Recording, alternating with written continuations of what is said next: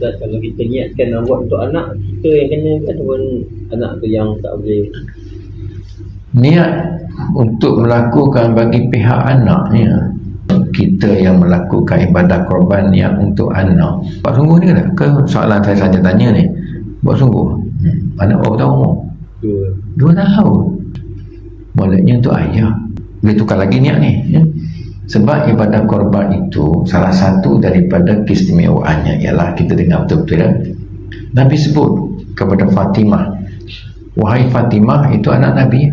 Sebab Fatimah join ibadah korban.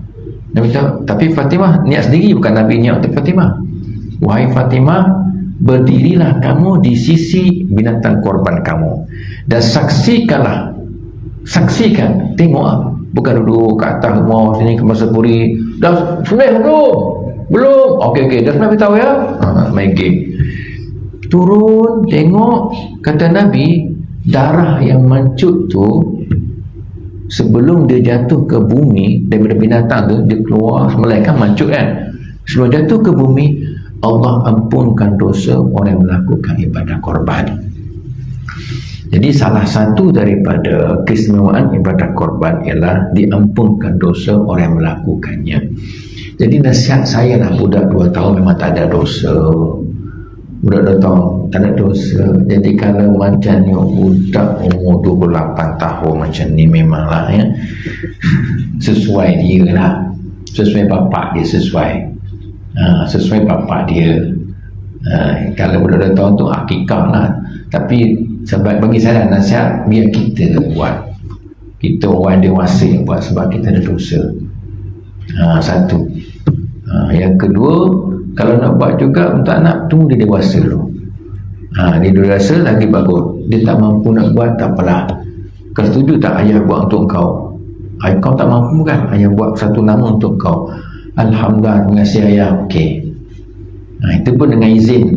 Sekiranya dia masih hidup, sekiranya orang tu dah mati, awak macam mana?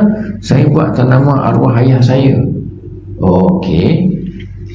Lepas tu arwah ada wasiat apa-apa tak sebelum dia meninggal supaya buat untuk dia? Tak ada, saya suka-suka je. Tak boleh. Untuk si mati dalam mazhab Syafi'i mesti ada wasiat sebelum dia mati. Untuk korban lah. Korban.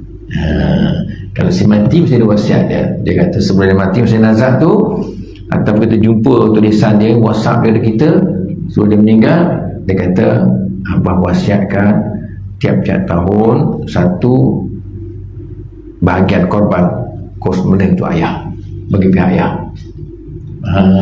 Maka baru boleh sekiranya ada wasiat.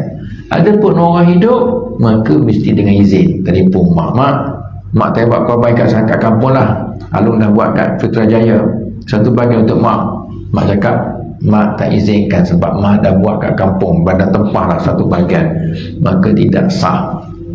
Yang hidup mesti dengan izin, yang mati mesti dengan wasiat dalam mazhab Syafi'i, baru sah.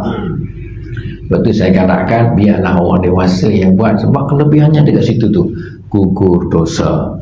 Salah satu lagi ialah kita nak pahala. Budak-budak ni ialah dia semayang dapat pahala kat ayah lah, kalau ayah didik dia. Kalau guru didik dia, dapat pahala kat guru. Tapi ingat, ibadah korban ni tuan-tuan, satu bulu satu pahala yang melekat kat badan binatang tu. Semua ada bulu belaka tu. Jangan anggap kambing biri-biri ada bulu, lembu pun ada bulu, cuma kita tak nampak bulu dia. Cuba kita dekat, kita rasa banyak bulu dia, ada bulu dia. Sama juga binatang lain, kerbau pun ada bulu. Jadi satu bulu satu pahala. Jadi pahala tadi untuk kita.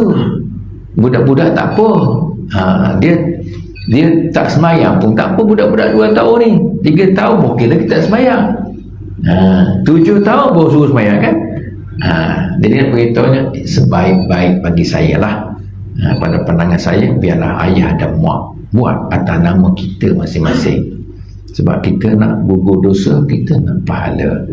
Wallahu a'lam bishawab.